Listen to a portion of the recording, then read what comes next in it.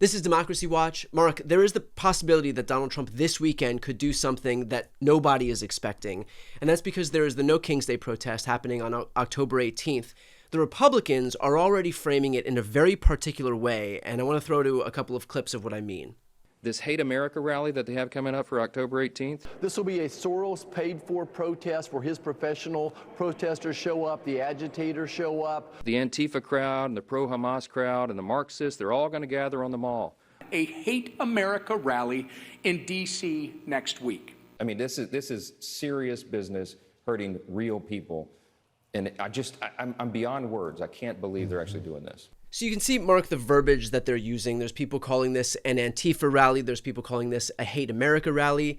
And so in light of this branding that you're seeing from all of these Republican officials, does this cause any legal issues potentially for the folks who want to go to this rally this weekend where we expect millions upon millions of Americans to show up?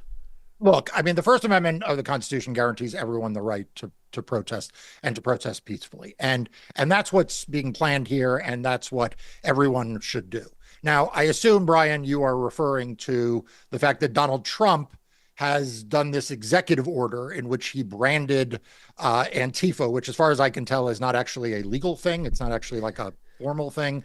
It's kind of like what Donald Trump wants to throw all Democrats and progressives and liberals into. Yeah, it's basically just a dragnet of anybody on the left that, because it's this amorphous concept, anybody can get caught up in what he designates as Antifa. Right. And he said in this executive order that anyone, like, for example, who funds it or who supports it, like, could be, violating a crime or should be investigated. And look, I don't want to tell people not to worry about Donald Trump being an authoritarian, because Donald Trump is an authoritarian. I don't want to tell anyone to not worry that he can deploy really aggressive policing tactics from federal law enforcement. He's deployed the military in some places, and that's a growing threat because, that's all possible. Like, it doesn't mean it has any legal merit to it, right? It doesn't mean that in the end that anything comes of it. And I do not want to discourage people from exercising their First Amendment rights to peaceful protest. But will Donald Trump deploy the rhetoric, the false allegations against people who he doesn't like? Yeah, I mean, the clips you just showed that. So is there any concern, though, from a legal perspective, that if Donald Trump has put forward this executive order, that he's basically using that as a pretext by virtue of branding the No King's Day protest as an Antifa protest, as a Hate America protest, that then anybody who goes to this thing will fall into the bucket of Antifa, and so his executive order would then apply to all of those people? Right. So I think there is the rhetorical and then there is the legal. So rhetorically, that's absolutely what he's going to do. In fact, that's what your clips showed, right? They're already doing. They're already saying, if you go to a No Kings rally, the irony, by the way, that somehow opposing kings, they think, proves that you're un-American. Yeah. Like, they really do need to bone up on the whole, like, how America came into being, what the United States, was about. J.D. Vance probably needs to get a refund or something from Yale University Law School because he didn't learn very much there. But in all seriousness, like, rhetorically, yes, they're going to throw everyone who protests into this rhetorical bucket, but they already are, and they already have. So, like, people just shouldn't worry about that.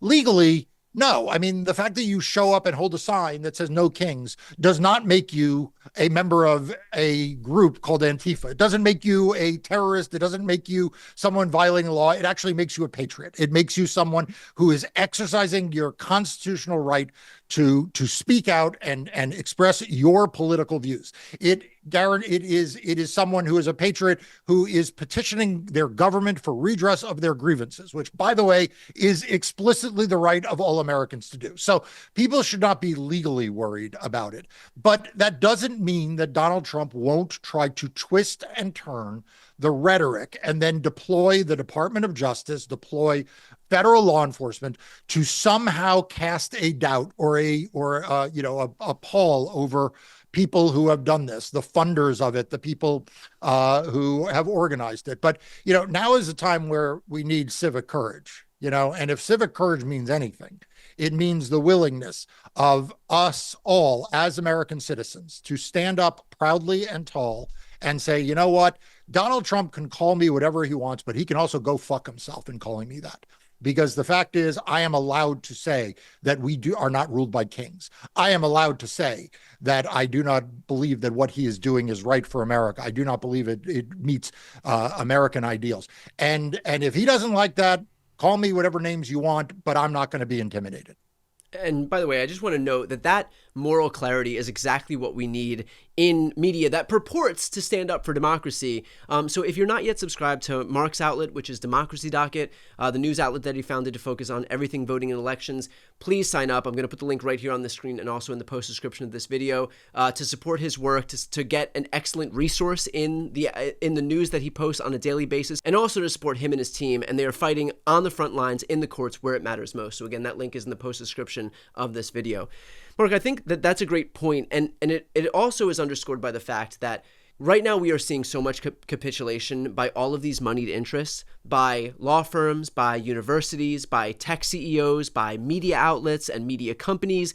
And I think the one bastion left that the Trump administration can't exploit or leverage because there's no money involved, because the federal government doesn't have any leverage by virtue of, some projects in front of them or FCC approval or whatever it may be, is the general population. And so I think that that's why they're so scared. That's why so many Republicans, not just Trump, but J.D. Vance, Mike Johnson, all these Republicans are coming out to try and vilify this thing because they know that whereas they had the ability to quash any dissent in the business community, whereas they had the ability to quash dissent among these tech CEOs and these media outlets and universities and law firms, all people who they can control by virtue of their business interests, they're not able to do that among the general populace. And so they're trying to quash dissent wherever they can, in whatever way they can, knowing that they can't put the same pressure on these people like they do with everybody else. And so that's why the idea of 10 million people showing up on the weekend to take to the streets and march is so uncomfortable for them, because they can't use the tools that they've deployed thus far to be able to quell all of their dissenters into submission. That's absolutely right. And I want to unpack a few things you said there. The first is the absolute cowardice of the business community will be recorded by history and be reviewed by historians as one of the great tragedies of this time in history. Yeah. I mean, just imagine if, rather than this just being a mass protest of ordinary Americans, of people who are showing up of all walks of life to protest peacefully, imagine if the business community did stand behind this. Imagine if the business community were leading these protests, were telling the government that they, as the people who care about this country's financial health, people who care about its civic health, supposedly, that they were going to march arm in arm with organized labor and march arm in arm with citizens, it would have an enormous difference. I mean, I would argue that if a fraction of the Fortune 500 CEOs had their companies on the front line of these marches, we would solve the problem of democracy in a weekend.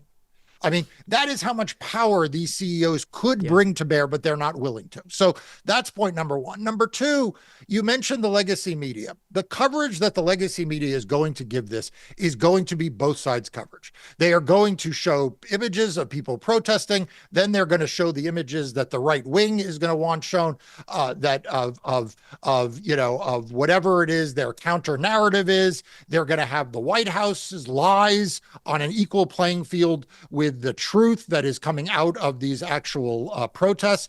And that is an absolute derogation and irresponsibility on the part of the legacy media. But that's what we deal with now. They platform the lies told by the administration as if somehow they need to stand side by side with what the media knows to be the truth. So one of the reasons why you and I have been doing this series now for almost 300 videos, think about that, almost 300 videos we've done together, is because you and I have an opportunity to cut through that bullshit of the legacy media and go straight to viewers and tell them what's going on. And, I put my record in court up against anyone's. And when it comes to what goes on in court, what you say has to be true, and courts will cut through it.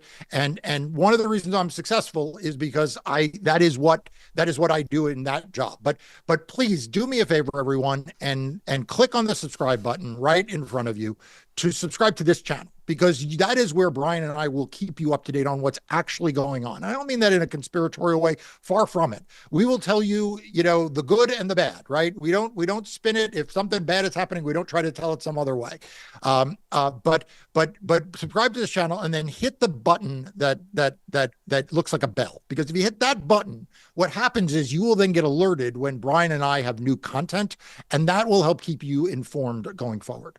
And we very much appreciate it.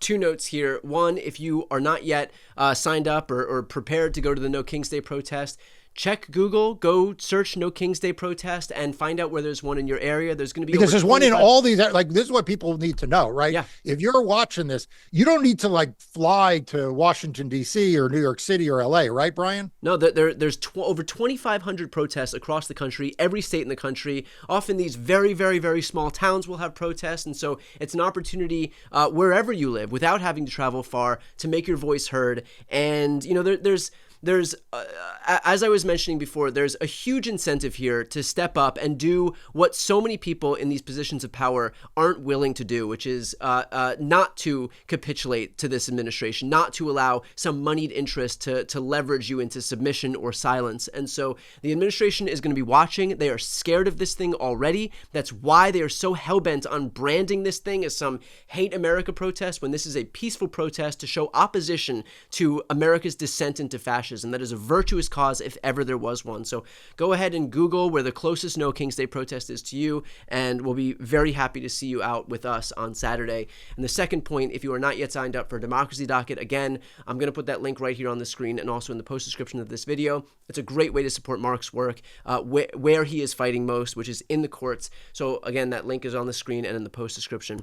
I thank you for that about Democracy Docket. But the other thing that I'd ask everyone to do right now is to leave a comment in this video about where you're going to be protesting on No King's Day. And there are 2 reasons for that. First of all, I love reading comments. It gives me the strength and inspiration. But the second is it will help let others know that they're not alone, right? Yeah. They'll see where you're going to be, and that may inspire someone else to go out in their local community. So just take a second right now, go into the comments, put where you're going to be, and let's build some community around this. Awesome. Again, that link to Democracy Docket is right here on the screen and also in the post description. The link to this channel is on the screen as well. I'm Brian Tyler Cohen. I'm Mark Elias. This is Democracy Watch.